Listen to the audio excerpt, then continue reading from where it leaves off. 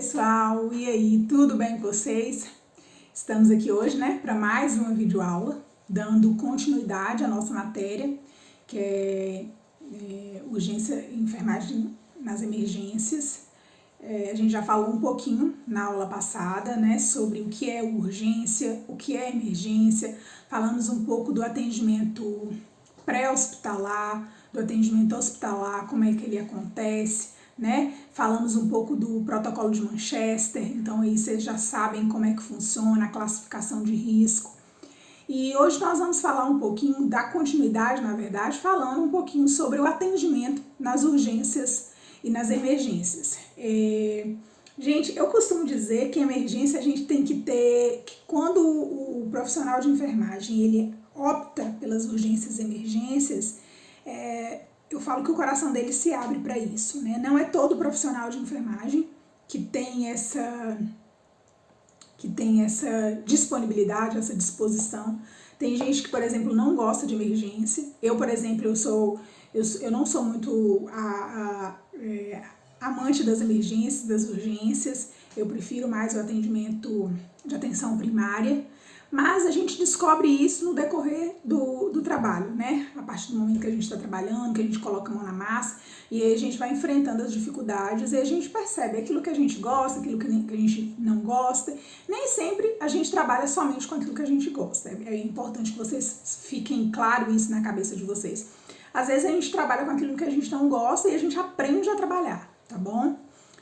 Falando um pouquinho do atendimento nas urgências e nas emergências, é importante que vocês saibam, que fique bem claro para vocês, que no atendimento em emergência, gente, a prioridade ela pode ser estabelecida a partir da abordagem inicial, adotando as medidas de segurança, principalmente na atenção pré-hospitalar, porque a gente sabe que a atenção pré-hospitalar, na maioria das vezes, ela não nos oferece condições, um local de atendimento, ele costuma ser adverso, Normalmente, quando a gente é acionado para uma emergência pré-hospitalar, no caso, por exemplo, um SAMU, na grande maioria das vezes, o local ele não é um local propício para poder fazer aquele atendimento, Então, a gente faz o que dá, Lógico, sempre no intuito de salvar aquela vida, mas a gente sabe que o atendimento pré-hospitalar é diferente, do atendimento dentro de um ambiente hospitalar. Pensando nisso e por isso, é fundamental que nós, profissionais de enfermagem, nós fiquemos sempre atentos a algumas etapas. É muito importante que vocês fiquem atentos a essas principais etapas. Primeira coisa, a segurança da cena. Quando você chegar para uma emergência, primeira coisa que você vai avaliar é a cena, é o local onde aquela emergência aconteceu. De modo que você vai avaliar se aquele local ele não traz nenhum tipo de risco para você, profissional de saúde. Por quê? A gente tem que lembrar, gente, que nós, profissionais de saúde, nós estamos amparados pela lei, Que a gente vai prestar emergência, mas a gente não pode colocar a vida da gente em risco. Então, primeiro você vai fazer uma análise da cena, verificar aquele ambiente, se aquele ambiente não traz risco para você, se você for realmente entrar em cena, para poder ajudar a vítima. E a partir do momento que aquele local ele te dá segurança, aí sim você vai entrar em cena. Por exemplo, um bombeiro, por exemplo, diante de um incêndio. Então, ele primeiro vai chegar e vai fazer uma avaliação, Será que ele pode entrar ali dentro mesmo? Será que se ele entrar, ele não vai estar garantindo nenhum risco para ele de incêndios maiores, de modo que ele pode, inclusive, ser acometido, ser vítima, se tornar uma vítima também. Um esmoronamento, um prédio que está caindo, que está se desmoronando. Então, tudo isso na hora de garantir o atendimento de emergência, você vai primeiro fazer a verificação da cena, verificação do local do atendimento. Então, sempre avaliar as condições daquele ambiente. Sempre avaliar a segurança sua, a segurança do profissional. E garantir também a segurança da vítima. Outra coisa é com relação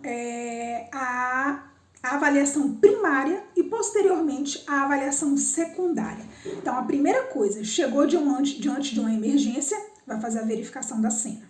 Verificou, tá tudo ok? Vai para a atenção primária. O que é a avaliação primária desse atendimento de emergência?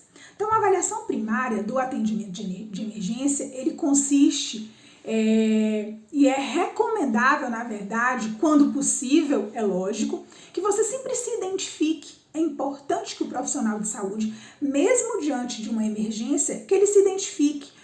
Meu nome é Juliana, eu sou enfermeira, eu vou fazer os primeiros atendimentos. Meu nome é Maria, eu sou técnica de enfermagem, eu vou fazer o primeiro atendimento. Meu nome é João, eu sou socorrista e eu vou fazer o primeiro atendimento. Então, é importante que você se identifique de modo que aquela vítima, ela saiba quem é o profissional, quem é a pessoa que vai ali realmente dar os primeiros atendimentos com relação ao cuidado dele. A avaliação primária, ela fornece uma impressão geral quanto ao estado do cliente, ao risco potencial e às necessidades imediatas para a estabilização do quadro. Primeira coisa, você vai avaliar o nível de consciência. Fez a atenção primária, você se identificou. Primeira coisa que você vai avaliar, o nível de consciência daquele paciente. É importante que você avalie. Pergunte o nome, pergunte a idade. Normalmente está ali, o paciente caiu, né? Como é que é seu nome? Aí ele vai falar. Quantos anos você tem? Como é que é o nome do pai? Como é que é o nome da mãe? Qual é a cidade que você mora? Que a partir daí, você vai ver o nível de consciência desse paciente. Posteriormente, você vai avaliar a respiração. Será que esse paciente está com uma boa respiração? Você vai ficar verificando ali durante 10 segundos qual é a frequência respiratória. Vocês já viram lá, né, atrás, qual é a frequência respiratória para cada idade. Então, assim, diante daquela situação, é um idoso, é um adulto, é uma criança, você vai verificar durante 10 segundos qual é a frequência respiratória daquele paciente para saber se ele está, né, com uma boa respiração ou se está com a respiração ruim, que precisa de um atendimento, né, mais intenso. Aí você vai ver e ouvir a respiração daquele paciente e posteriormente vai verificar a circulação, verificar se há pulso. Por 10 segundos, você vai verificar se existe pulso daquele paciente. Então, você pode colocar, né, para ver jumbular, para ver o pulso braquial, para ver se realmente existe pulso e avaliar se existe algum processo de sangramento. Então, diante de um atendimento de emergência, as principais medidas que a gente vai avaliar, primeiro, segurança da cena. Segundo, vamos fazer uma avaliação primária. A avaliação primária consiste em avaliar o nível de consciência, avaliar a respiração e avaliar circulação, né? Então, com relação à avaliação secundária, aí é um atendimento mais intenso, mais global.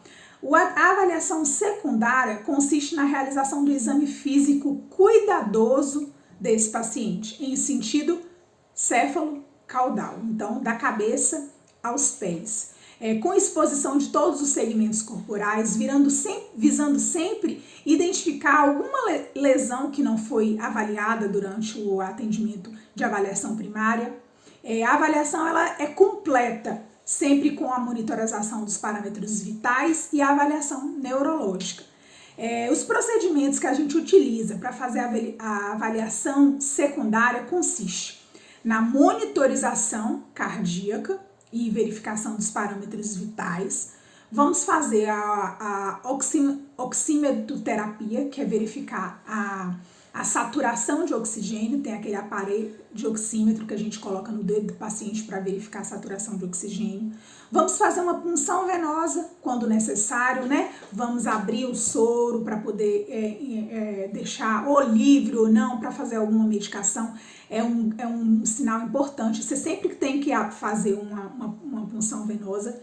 E nas urgências e emergências, sempre com um acesso calibroso, ou seja, um acesso mais grosso, porque permite, por exemplo, se esse paciente ele é um paciente grave, né, que precisa de uma hidratação mais intensa, quando ele já está com um acesso calibroso não vai garantir nenhum prejuízo, né? Vai garantir que essa medicação ela corra com mais rapidez.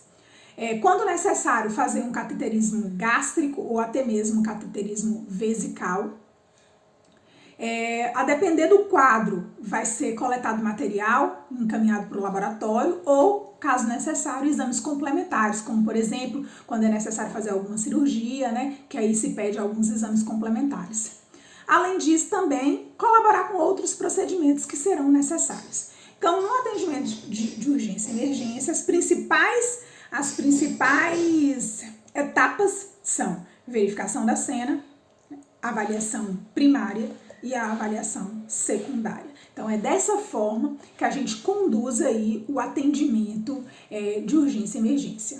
Falando um pouquinho sobre as urgências e emergências, é importante que vocês saibam, gente, que existe um leque muito grande das possibilidades, dos locais que os profissionais de enfermagem eles podem trabalhar no atendimento de urgência e emergência. Então, assim, é um leque muito grande. Então, a gente pode trabalhar nas unidades de atendimento pré-hospitalar, que é, por exemplo, o SAMU, nas unidades de saúde de 24 horas, pode prestar o atendimento de urgência e emergência também no pronto-socorro, nas unidades de terapia intensiva, que são as UTIs, nas unidades de dor torácica, nas unidades de terapia intensiva neonatal, nas unidades de internação. Então, assim, todos esses setores, eles permitem que o profissional de enfermagem, ele desenvolva as suas atividades na urgência e na emergência, tá bom? Então, assim, existe eu gosto de urgência e emergência. Qual o setor que eu posso trabalhar? Então, existe um leque muito grande, né, de setores que você, enquanto profissional, pode estar trabalhando e, né, intensificando mais com relação às urgências e emergências. Outra coisa importante, é importante que vocês saibam, quando a gente fala de urgência e emergência, além de a gente fazer a verificação da cena, fazer uma avaliação primária e posteriormente uma avaliação secundária, a gente precisa de equipamentos, materiais e equipamentos. Então, assim, na urgência e emergência, gente, é muito comum que principalmente o profissional médico, ele tenha por perto, ou o setor que atende o público, ele precisa ter por perto, o setor de saúde, né, que atenda o público, ele precisa ter por perto um carro de emergência. Por quê? No carro de emergência, ele contém ali materiais e medicamentos necessários, né, para reverter uma urgência ou uma emergência. Então, é muito importante o carro de emergência no setor, principalmente no setor, né, hospitalar, e no caso de setores pré-hospitalares, a gente tem uma maleta de emergência, que dentro daquela maleta a gente, né, tem todas as medicações e materiais que são necessários para uma urgência e emergência. Então, o carro de emergência normalmente é uma estrutura móvel, constituída por gavetas, promovidas com materiais e medicamentos e equipamentos necessários para o atendimento a um cliente em uma situação de urgência e emergência imediata. Todas as unidades de internação e de atendimento ambulatorial em que haja atendimento ao público, como eu já falei com vocês, relacionados a doenças agudas e crônicas, possam ser agonizadas, ela deve ter um carro de emergência ou uma maleta de emergência. Ah, Juliana, o PSF precisa ter uma maleta de emergência? Com certeza o PSF precisa. Por quê? Se a gente se depara com um paciente que vai ali para um atendimento, né, eletivo, até uma consulta normal, mas aí se durante o atendimento ele passa mal e tem uma crise aguda de alguma doença, por exemplo, um infarto ou uma convulsão, o que a gente vai fazer? Então, a gente precisa ter ali dentro suportes necessários para fazer o primeiro atendimento daquele paciente, estabilizar aquele paciente para depois mandar para o atendimento hospitalar. Então, a gente precisa ter ou um carrinho de emergência ou pelo menos uma maleta de emergência. A função do técnico de enfermagem, ou normalmente hoje, né, um profissional de enfermagem, como a gente chama, frente às emergências ou com o cuidado, por exemplo, com o carrinho de emergência. Juliana, eu, enquanto técnico de enfermagem, eu posso manusear um carrinho de emergência? Pode não, você deve manusear o carrinho de emergência. Então, primeira coisa, fazer a limpeza daquele carrinho de emergência é responsabilidade do técnico de enfermagem. Monitorar os equipamentos que estão ali dentro, verificar, por exemplo, o material para fazer a intubação do paciente, ver se tem a lâmpada, né? Ver se tem pilha, ver se está na validade, ver se aquele material está na validade, se ele não precisa ir para esterilização, ver se a medicação ela não está vencida. Então isso cabe ao técnico de enfermagem com a supervisão do profissional enfermeiro. Então é muito importante que o carrinho de emergência ou a maleta de emergência ela seja avaliada, né, mensalmente, gente, sempre no intuito de que aquela maleta ou aquele carrinho, ele sempre tenha todo o material necessário para uma emergência. E sempre se atentar de que aconteceu uma emergência, você utilizou aquele material, aquele equipamento, sempre de repor aquele material dentro daquele carrinho, dentro daquela maleta. Por quê? Se você utiliza aquele material e não repõe, pode ser que em algum momento de urgência e emergência você vai precisar e naquele momento você não tem ali na maleta ou no carrinho. E aí vai ser uma complicação, porque você ou vai ter que ir numa sala, ou vai ter que... Então, é importante que você saiba onde está, é importante que ele esteja equipado com todos os materiais e medicamentos necessários, é importante que você saiba o que tem ali dentro, é importante que o médico ele saiba por quê. Quando acontecer uma situação de emergência, por exemplo, o médico ele já sabe o que tem ali dentro e como é que ele vai poder utilizar. Agora imagine que você não sabe o que tem e você fica tateando, procurando. Então, não. Tá na unidade de saúde ou tá... eu não tenho nada para fazer. Tem, procura, vai, abre o carrinho de emergência, vai ver o que tem, o que não tem, tá faltando alguma coisa, a medicação tá vencida, tem algum material que tá com a validade vencida, que precisa encaminhar para esterilização. Então esteja sempre atento, verifique onde tá, para na hora da urgência, na hora da emergência, não ficar ali procurando, meu Deus, onde é que tá, aqui não tem, e aí de repente a coisa tá ali na sua cara e você não acha. Então é importante que você tenha intimidade, a palavra é essa, que você tenha intimidade com o carro de emergência, porque ele vai ser muito útil nas situações de urgência e emergência. Além disso, o carrinho de emergência, ele deve ser constituído de um armário móvel. O que deve ter dentro de um carrinho de emergência? Primeira coisa que é recomendado.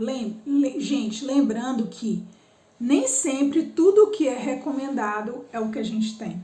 Infelizmente, existem algumas situações que a gente não consegue equipar como deveria, né? Mas a gente não pode parar de cobrar, tá bom? Pede uma vez, pede duas, pede três, até cansar, mas faça a sua parte. Se o gestor, se o coordenador, se a empresa, ela vai disponibilizar, aí é um problema dela, mas faça a sua parte enquanto profissional de enfermagem de solicitar o material necessário para aquele carrinho de emergência ou para aquela maleta de emergência.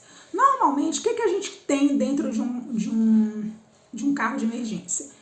Um desfibrilador, um paciente que precisa, por exemplo, teve uma parada cardíaca e precisa de ressuscitação, então nós temos um desfibrilador, nós temos um laringoscópio, uma caixa com material de intubação. Se é um paciente que ele precisa ser intubado, a gente precisa ter ali dentro do ambiente, né, o material para poder garantir a intubação daquele paciente. Uma tábua de compressão, né, um paciente que precisa fazer uma compressão torácica, por exemplo. Às vezes você precisa fazer a massagem cardíaca no paciente. Quando você faz a massagem cardíaca no paciente, é importante que você coloque embaixo, nas costas desse paciente, uma tábua de compressão. Uma tábua mais ou menos parecida com um pedaço de madeira que você coloca, que quando você vai fazer a compressão torácica, né, apertar o peito desse paciente, se você deixar ele em cima da cama, a cama é fofa, então você aperta, a cama vai e vem, né? Quando você coloca essa tábua de compressão, fica duro, então facilita mais a compressão. É importante também que tenha um suporte para soro, o cilindro de oxigênio. O oxigênio é muito importante, né, nas emergências. Medicamentos necessários. Quais são os medicamentos que a gente mais utiliza? Normalmente o médico vai orientar qual é a medicação que a gente mais utiliza nas urgências, nas emergências. E você, no seu ambiente, também você vai conseguir identificar utiliza mais essa medicação, então eu vou pedir um pouco mais dessa medicação. Então é importante que a gente faça uma avaliação com a equipe, né, para saber o que mais utiliza, o que precisa, qual a medicação que a gente precisa ter. Além disso, a gente precisa de materiais para acesso intramuscular, para acesso venoso, precisamos de suporte para materiais para suporte ventilatório, por exemplo, uma máscara de O2, uma máscara de Venturi. Precisamos também de ter sempre materiais para poder fazer um cateterismo vesical, que é passar uma sonda ou uma sonda gástrica. Então, esses são alguns dos materiais e equipamentos que a gente precisa ter, né, para situações de urgência e emergência. O carro de emergência ele deve ser equipado, estar sempre posicionado em um local estratégico. Então, montou a maleta de emergência, montou o carrinho de emergência, gente, ele tem que ficar num lugar estratégico, não é escondido, não. Ele precisa ficar em um lugar de fácil acesso. Aconteceu a emergência, rapidinho você pega aquele carro de emergência para poder, né, enfrentar a situação de urgência e emergência. Então, ele tem que ficar em um lugar de acesso e de fácil visualização para todos os profissionais. O carro de emergência que não estiver em uso, ele deve permanecer lacrado ou fechado, tá bom, gente? Porque às vezes em um setor a gente tem várias pessoas que manuseiam, né, o carro de emergência, às vezes um pega, um abre, um fecha, então a gente tem que ter cuidado com isso, sempre se manter fechado, terminou a urgência, terminou a emergência, fazer, né, a reposição de todos os materiais e equipamentos para caso necessite novamente ele tá ali equipado e montado, tá bom? Outra coisa que é importante falar, quais são as principais emergências médicas? Vou pontuar hoje para vocês quais são as principais emergências médicas e nós vamos dar uma introduzida em cada uma delas, eu acredito que na próxima aula, tá bom? Então, assim, as principais emergências médicas, elas estão relacionadas às emergências cardiovasculares, pode ser um infarto, por exemplo, as insuficiências cardíacas, as coronariopatias agudas, as arritmias cardíacas, angina, o infarto, as crises hipertensivas, as paradas cardiorrespiratórias. Então, essas são consideradas as principais emergências médicas, que a gente vai falar na próxima aula. Dando continuidade, nós vamos falar um pouquinho sobre primeiros socorros. Então, a gente já sabe sobre urgência e emergência, o que é uma urgência, o que é uma emergência. Vamos pontuar um pouquinho sobre primeiros socorros. Então, primeiros socorros é o primeiro atendimento a ser prestado ainda no local a uma pessoa que sofreu um acidente ou um mal súbito, até a chegada da equipe especializada, né? Esse atendimento ele pode ser realizado pelo prestador de socorro, pelo socorrista ou pelo profissional de enfermagem, que pode ser um técnico de enfermagem, um auxiliar ou até mesmo o enfermeiro. Juliana, me explica aí o que é, né, o prestador de socorro, o que é socorrista e qual a função do profissional de enfermagem no atendimento de primeiros socorros. Então, gente, prestador de socorro é aquela pessoa que realiza o primeiro atendimento, né, ainda no local. E antes de tudo, a pessoa que vai prestar os primeiros socorros, ela tem que ter ciência e limitações, né, do atendimento de urgência. Não basta ter uma iniciativa, vou lá e vou fazer uma ação voluntária, vou lá e prestar. Ela tem, antes de tudo, que saber dar os primeiros socorros. Por quê? Da mesma forma que ela pode salvar uma vida, ela pode também acometê-la, né? Então, assim, às vezes, a depender da situação, às vezes é um trauma, né? A pessoa tira do carro, por exemplo, pode garantir ali, provocar, na verdade, uma fratura de algum órgão, perfurar algum órgão, entendeu? Então, você tem que saber o que você está fazendo, não basta querer ajudar. Então, o primeiro socorro é aquela pessoa que vai realizar o primeiro atendimento e ela sabe suas limitações, ela tem que saber suas limitações, né? É uma pessoa que não tem nenhuma formação, nenhum curso, né? Temos aí depois o socorrista. O socorrista, ela é uma pessoa que é treinada para realizar os primeiros socorros.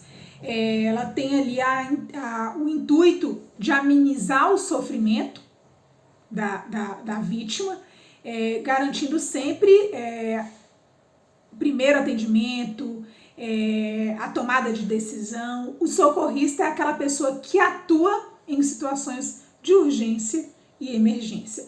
Então, socorrista é aquela pessoa que foi treinada, que fez um curso de primeiros socorros, né, para poder atuar naquela ação. E temos os profissionais de enfermagem. O profissional de enfermagem ele pode atuar nas intervenções conservadoras no atendimento de uma vítima sobre a prescrição médica, desde que ela esteja em sua qualificação profissional. Lembrando que o profissional de enfermagem ele pode atuar, né, nas situações de urgência e emergência, no primeiro socorro, desde que esteja ali sobre o direcionamento do médico. Lembrando ainda que o técnico de enfermagem ele pode atuar como socorrista fora do ambiente hospitalar. Dentro do ambiente hospitalar, ele tem que ser direcionado pelo médico. Fora do ambiente hospitalar, ele pode atender como socorrista, tá bom? Então, nós temos aí, nos primeiros socorros, nós temos o prestador de socorro, temos o socorrista e temos o profissional de enfermagem, que são as três classificações que a gente utiliza de pessoas, né, que garantem os primeiros socorros. O socorro, ele só será eficiente se houver uma sobrevida. Por exemplo, uma equipe treinada, uma equipe de leigos, na verdade, treinada. Não sei quem já tirou carteira de habilitação. Quando você vai tirar a carteira de habilitação, você faz um curso de primeiros socorros, porque você tem que ter noção, mais ou menos, dos primeiros socorros, para poder garantir ali, né, o atendimento inicial, primário, né? Então você tem uma noção. Então a gente chama de treinamento de leigos. É importante também no socorro uma equipe treinada para prestar os cuidados de urgência e emergência. Por isso que a gente fala que urgência e emergência não é para todo mundo. Porque a depender da situação, você se emociona. O seu emocional ele entra em ação e você não consegue tomar decisão. Então você tem que agir friamente, racionalmente, diante das situações de emergência, de urgência e emergência. Então você tem que ser treinada para isso. Nós temos que ter, com relação ao socorro, materiais e insumos necessários para garantir aquela emergência. Além disso, nas instituições hospitalares, elas devem ser hierarquizadas, com condições para continuidade do atendimento. Então, se você fez o primeiro atendimento pré-hospitalar, na ambulância do SAMU, por exemplo, e direcionou para o ambiente hospitalar, aquele hospital ele tem que ter suporte, né, necessário para manter aquela vítima até a sua estabilização, né? Então, é importante que ela tenha essa hierarquia. Então, começou no SAMU, chegue lá ou na enfermaria, se for necessário para a UTI, para o centro cirúrgico, então ela precisa ter essa hierarquia sempre no intuito de garantir a vida desse cidadão, né? E quais são as situações que podem desencadear, né, uma emergência e podem desencadear situações de socorro? É fundamental reconhecer a diferença em situações de gravidade nos primeiros socorros. Para isso, a gente deve compreender as diferenças entre urgência e emergência, que é o que vocês já sabem. O que é uma urgência? O que é uma emergência? A prestação de primeiros socorros tem como objetivo minimizar as complicações do estado geral de saúde daquela vítima. Por isso, torna-se importante fazer a avaliação do local, fazer a avaliação da própria vítima, a ponto de tal forma que ela evite agravamentos da situação atual de saúde daquela vítima. Quais são as fases do atendimento de primeiros socorros? É importante que vocês saibam também. As fases do atendimento, elas são constituídas de um conjunto de etapas que devem ser respeitadas, executadas por um profissional envolvido no socorro, com o objetivo de evitar outros acidentes e manter a vítima viva e sem outros agravos. Então, como eu já falei, avaliar o local e o cenário e também avaliar a vítima. Então, essas são situações de primeiros socorros que devem ser avaliadas. Da mesma forma que na urgência e emergência, você vai fazer a avaliação da cena, você vai fazer uma avaliação primária e uma avaliação secundária. No primeiro socorro também você vai fazer uma avaliação do local e vai fazer uma avaliação da vítima com o atendimento, né, de avaliação primária e posteriormente uma avaliação secundária. Como é que a gente faz esse atendimento? Então, quanto mais rápido, gente, a chegada do serviço especializado, melhor, porque vai garantir, né, que essa vítima ela seja atendida precocemente, no intuito sempre de estabilizar aquele quadro. A primeira coisa que a gente faz é para que o serviço chamado ele compreenda a gravidade da situação. Quando você está ali, enquanto socorrista, ou enquanto profissional de enfermagem, ou enquanto um prestador de socorro, quando você aciona o serviço especializado, você tem que ser clara nas suas informações. A gente sabe, por exemplo, que o SAMU tem muitos trotes. Então, seja claro, o que está acontecendo? Paciente, o que aconteceu com aquele paciente? Então, conte uma história rápida e breve, mas clara para aquela pessoa, para aquele regulador, na verdade, de forma que ele consiga, né, com clareza entender aquilo que você está falando e mandar mais precocemente o serviço especializado. De forma que o atendimento dessa vítima ele seja eficaz. É importante que o prestador de socorro ele saiba alguns critérios. Ele precisa saber realizar uma avaliação inicial, ele precisa isolar a área, é uma coisa importante. Aconteceu um acidente, por exemplo, faz a avaliação do local e isola a área. Manter sempre o controle de si mesmo. Quando eu falei lá na frente que às vezes tem profissionais que eles não têm sensibilidade às urgências e às emergências. O emocional ele fica muito abalado. Então, em urgência e emergência, você precisa se controlar. Você precisa controlar as suas emoções. É uma coisa positiva. Identificar os sinais e sintomas de gravidade. Então, é importante que o socorrista também, o prestador do socorro, ele consiga identificar os sinais de gravidade. Agir com lógica na tomada de decisão. Então, você precisa ser lógico, né? Você precisa ser rápido na tomada de decisão. O que eu vou fazer agora? Eu vou fazer uma punção? Vou fazer um cateterismo? O que eu vou fazer? Então, é importante que você pense rapidamente e tenha aquela capacidade de tomada de decisão rápida. Estabelecer uma boa comunicação com a vítima, fazendo sempre perguntas claras e aguardando as respostas, uma de cada vez. Fala com a vítima sempre de modo gentil, tá bom? Às vezes você pergunta uma coisa, você nem deixa a vítima responder, você já está fazendo outra pergunta e aí você vai atropelando as situações. Criar um vínculo de confiança, respondendo com honestidade as perguntas da vítima e explicando os procedimentos antes da sua execução. Isso cabe a nós, profissionais de enfermagem, não só nas situações de emergência, de urgência ou no atendimento enquanto socorrista.